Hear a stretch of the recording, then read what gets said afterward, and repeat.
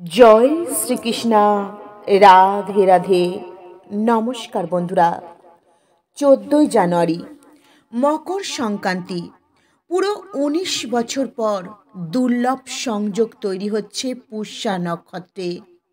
যে গাছের কথা আপনাদের জানাচ্ছি, এই গাছের শিকড় যদি সঠিক নিয়মবিধি মেনে ধারণ করতে পারেন, তো কিছুদিনের মধ্যেই আপনাদের জীবনে ধনের বর্ষা হবে। আপনার উন্নতি হওয়া কেউ আটকাতে পারবে না। বন্ধুরা, ভিডিওটি আপনারা এবং আপনার পুরো পরিবারের ভালোর জন্য সম্পূর্ণ দেখবেন। আর ভিডিওটি ভালো লাগলে একটি লাইক করে দেবেন আর কমেন্টে ওং নমঃ শিবায় হর হর মহাদেব লিখতে ভুলবেন না। বন্ধুরা, হিন্দু পঞ্চাঙ্গ অনুসারে এবছর মকর সংক্রান্তি 14 জানুয়ারি 2025, মাঘ মাসের কৃষ্ণপক্ষের প্রতিপদা তিথি মঙ্গলবার। আর এই দিন পুষ্যা নক্ষত্রের সংযোগ তৈরি হচ্ছে, যার ফলে মকর সংক্রান্তির মাহাত্ম্য আরও অনেক বেশি বেড়ে গিয়েছে। বন্ধুরা, 14 জানুয়ারি মকর সংক্রান্তি, বছরের প্রথম উৎসব। তো এই গাছের শিকড় যদি এই মকর সংক্রান্তির পবিত্র দিনে ধারণ করতে পারেন, তো সমস্ত সমস্যা থেকে মুক্তি পেয়ে যাবেন আর ব্রহ্মা বিষ্ণু মহেশ্বরের আশীর্বাদ পেয়ে যাবেন। কারণ এই গাছের শিকড়ে ত্রিদেব অর্থাৎ ব্রহ্মা বিষ্ণু মহেশ্বর বাস করেন। বন্ধুরা, জ্যোতিষ শাস্ত্র অনুসারে এই মকর সংক্রান্তির দিন স্বয়ং ভগবান বিষ্ণু এই গাছে বিরাজমান থাকবেন। আর এই শিকড়টি ধারণ করলে আপনি স্বয়ং ব্রহ্মা বিষ্ণু মহেশ্বরের আশীর্বাদ পেয়ে যাবেন। আর আপনাকে ধনবান হওয়া থেকে স্বয়ং ভগবানও রক্ষা করতে পারবে না। বন্ধুরা, এই চমৎকারী গাছটি হলো অপামার গাছ। হ্যাঁ বন্ধুরা, আপনারা একদম ঠিক শুনেছেন। এই গাছের শিকড়ে স্বয়ং মা গঙ্গা বাস করেন। এই গাছের পাতায় ডালে কাণ্ডে ব্রহ্মা বিষ্ণু মহেশ্বর অর্থাৎ পুরো সৃষ্টি বাস করে। আপনাদের জীবনে যেমন সমস্যা হোক, আর্থিক সমস্যা, ঘরের সমস্যা, ব্যবসার সমস্যা, কাজের সমস্যা, শরীর স্বাস্থ্যের সমস্যা, তো এই সমস্ত সমস্যা দেখতে দেখতে সমস্যার সমাধান হয়ে যাবে। বন্ধুরা, মানুষ টাকা পয়সা উপার্জন করবার জন্য কি না করছে, তো আপনাদের হাতে কি মাত্র 5টি মিনিট সময় নেই এই ভিডিওটি মন দিয়ে দেখার? তো বন্ধুরা, যে গাছের শিকড় আপনাদের ধারণ করতে বলবো, তো এই শিকড় আপনারা কিভাবে ধারণ করবেন এবং এই শিকড়ের চমৎকারী কতটা, স্বয়ং ভগবান শিব এই গাছের প্রশংসা করেছেন। বন্ধুরা, আপনারা হয়তো আপনার বাড়ির আশেপাশে বা কোথাও এই গাছটি দেখেছেন। আর আপনারা কোথা থেকে এই ভিডিওটি দেখছেন আর এই গাছটি কী নামে জানেন, অবশ্যই কমেন্ট করে জানাবেন।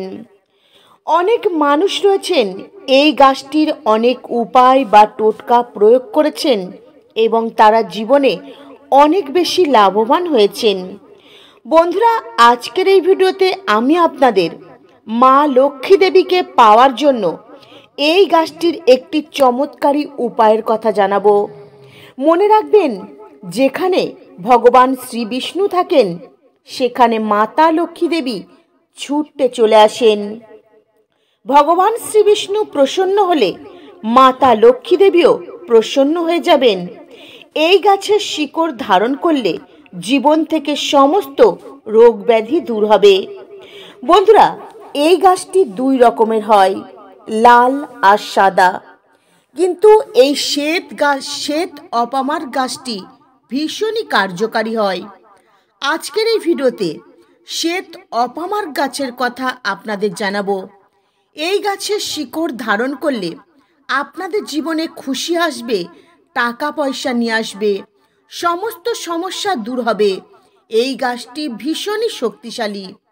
বন্ধুরা, এটা মানা হয় সমুদ্র মন্থনের সময় যখন দেবতা আর অসুরদের সঙ্গে অমৃত নিয়ে যুদ্ধ শুরু হয়ে গেছিল, ঠিক সেই সময় অমৃতর কলস থেকে কয়েক ফোঁটা অমৃত মাটিতে পড়ে যাচ্ছিল, আর সেই অমৃতের ফোঁটা মাটিতে না পড়ে এই গাছের মধ্যে পড়ে গিয়েছিল। ও বন্ধুরা, মকর সংক্রান্তির দিন এই গাছের শিকড় যদি ধারণ করতে পারেন তো আপনার জীবন বদলে দেবে। বন্ধুরা, যদি আপনার শনির সমস্যা থাকে, যেমন শনির সাড়ে সাতি, শনির দোষে যদি আপনি ভোগেন, তো এই শিকড় ধারণ করলে শনির সমস্যা দূর হয়ে যাবে। বন্ধুরা, আপনারা জানেন যে ব্যক্তির জীবনের ওপর শনির দোষ পড়ে সেই ব্যক্তি কখনো জীবনে সফলতা অর্জন করতে পারে না। তো এই গাছটি আপনারা কিভাবে প্রয়োগ করবেন? সবার প্রথমে এই গাছটি আপনারা তুলে নিয়ে আসবেন, একদম শিকড় সমেত তুলে নিয়ে আসবেন। তারপর এই গাছটি আপনারা রোদে শুকনো করে নেবেন। তারপর এই গাছটি আপনারা আগুনে পুড়িয়ে নেবেন। আগুনে পুড়ানোর পর যে ছাই হবে, সেই ছাই আপনারা একটি লাল কাপড়ের মধ্যে রেখে ভালো করে পুঁটুলি বানিয়ে নেবেন। বন্ধুরা, এই গাছটি ফুল ফল পাতা সমেত কিন্তু তুলে নিয়ে আসতে হবে একদম সবুজ অবস্থায়।